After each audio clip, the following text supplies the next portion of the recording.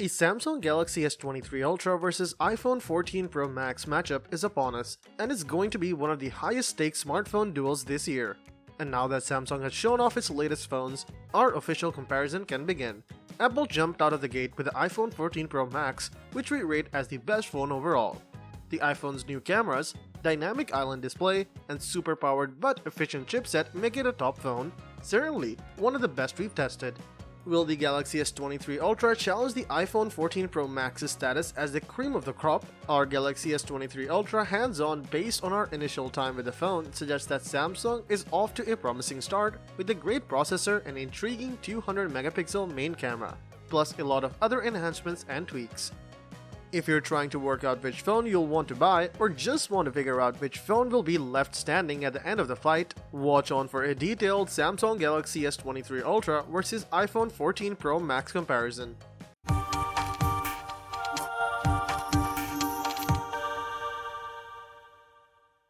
Samsung Galaxy S23 Ultra versus Apple iPhone 14 Pro Max design. For the iPhone 14 range, aesthetically at least, Apple has taken the if it ain't broke approach. Hence, the iPhone 14 Pro Max looks very similar to the iPhone 13 Pro Max. There are some differences. The iPhone 14 Pro Max has two new colors to go with the silver and gold that were already available. The rear camera cluster is also bigger, though only slightly. But the biggest change is that Apple has nixed the notch in favor of the new Dynamic Island, which houses various sensors and encroaches onto the screen of the iPhone 14 Pro Max in a very different way. The discrete, pill-shaped space dynamically alters in size and shape depending on what you're doing. Play music, for example, and it shows a cute little animation. Connect your AirPods and it shows you helpful information. It's neat and inventive and makes a fist of taking a negative and turning it into a positive. The S23 Ultra also sticks with the same design language as its predecessor. There are the same squared off corners and the same camera arrangements on the rear. There are no eye-catching software innovations like the Dynamic Island either. Instead, it seems Samsung has saved its improvements for the performance side of things. Winner: Apple iPhone 14 Pro Max. Samsung Galaxy S23 Ultra versus iPhone 14 Pro Max display. Given its aforementioned dimensions, it's no surprise the Galaxy S23 Ultra beats out the iPhone 14 Pro Max when it comes to screen size, though only just as the former screen clocks in at 6.8 inches compared to 6.7 inches. Beyond size, both the Galaxy S23 Ultra and the iPhone 14 Pro Max boast high-quality displays. The S23 Ultra's dynamic AMOLED 2X panel is nothing short of stunning, topping out at a resolution of 3088 by 1440, which is superior to that of the 2796 by 1290 screen rest of the iPhone 14 Pro Max. Both feature identical adaptive refresh rates of 1Hz to 120Hz, but on paper, the iPhone 14 Pro Max achieves greater brightness levels at up to 2000 nits compared to the S23 Ultra's 1750 nits. Beyond outdoor use, the Galaxy S23 Ultra holds the slightest of edges over the iPhone 14 Pro Max based on our experiences with the handset, as the inclusion of a new CPU to the S23 Ultra sees its display achieve a slightly higher peak to the iPhone 14 Pro Max in our view. Winner: Samsung Galaxy S23 Ultra. Samsung Galaxy S23 Ultra versus iPhone 14 Pro Max performance. The Galaxy S23 Ultra is the first phone to launch in the US with the new Snapdragon 8 Gen 2 processor. We are just getting underway with our testing, so you'll need to return to the final ruling on this one. However, the best case scenario is that Samsung somewhat closes the gap. There is simply no chance that the A16 Bionic is defeated.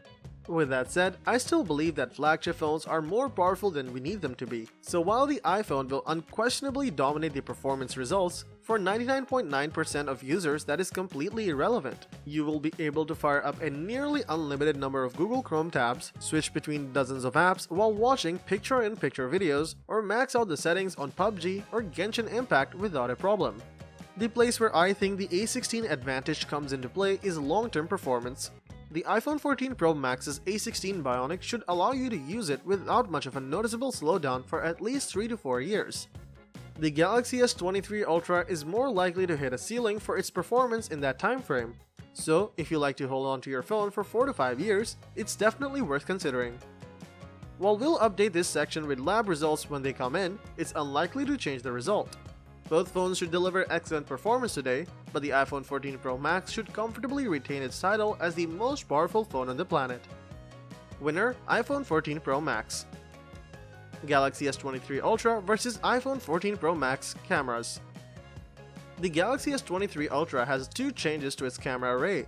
One is a massive upgrade to a 200 megapixel primary wide angle, while the other is arguably a downgrade to a 12 megapixel front-facing camera. We need to take our review unit out for a spin to see just how much of a difference each one makes, but Samsung already offered the most versatile camera array of any phone on the market. The iPhone 14 Pro Max finally made moves on its camera array too, with a new 48 megapixel f/1.78 wide angle that users can leverage for full 48 megapixel images or 12 megapixel binned images as Samsung has done in the past. The ultra-wide at f/2.2 is a step down from what Apple offered in the past, and the telephoto remains a 3x optical zoom at f/2.8. The front-facing camera at f/2.2 remains one of the best in the industry for portrait selfies, thanks to the extra depth sensing tech now hidden in the dynamic island. Sensor shift optical image stabilization further enhances low-light performance.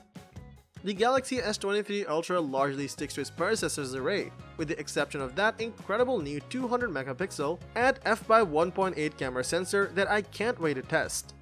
The rest are the same 12 megapixel ultra-wide sensor at f/2.2, a 10 megapixel 3x telephoto at f/2.4, and a 10 megapixel telephoto at f/4.9 camera. Turning to the front, you have the now 12 megapixel front-facing camera at f/2.2. We'll need to see if the switch from 40 megapixel to 12 megapixel on the front makes an appreciable difference.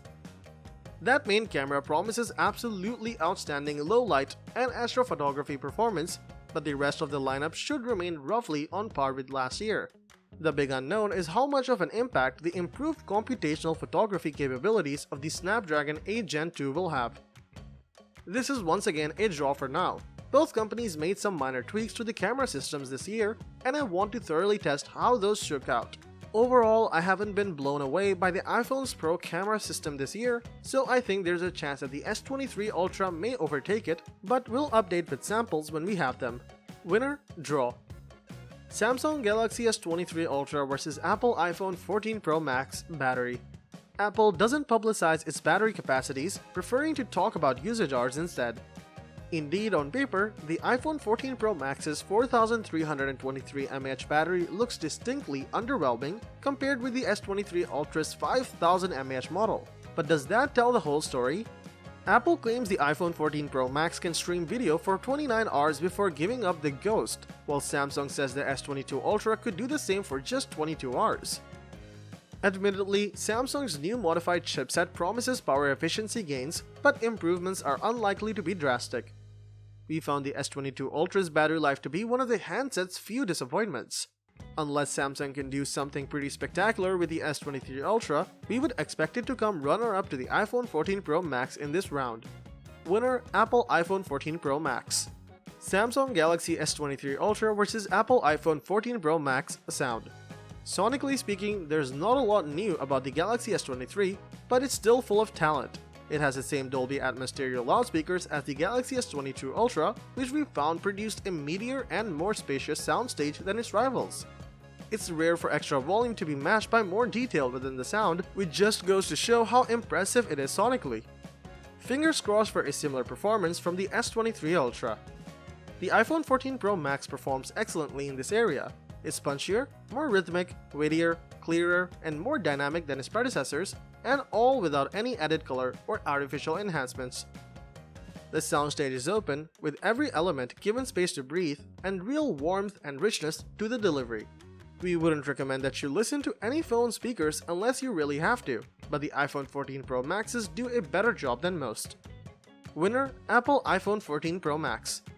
Takeaway: at time of making this video, without being able to put the S23 Ultra to full use for a long enough period, declaring it a winner over the iPhone 14 Pro Max would be premature. However, based on the specs on paper and what time we've had with the handset thus far, the Samsung Galaxy S23 Ultra does look a lot like being the best Galaxy smartphone we've seen yet. Would a Samsung smartphone of such quality be enough to convince existing Apple users to jump ship?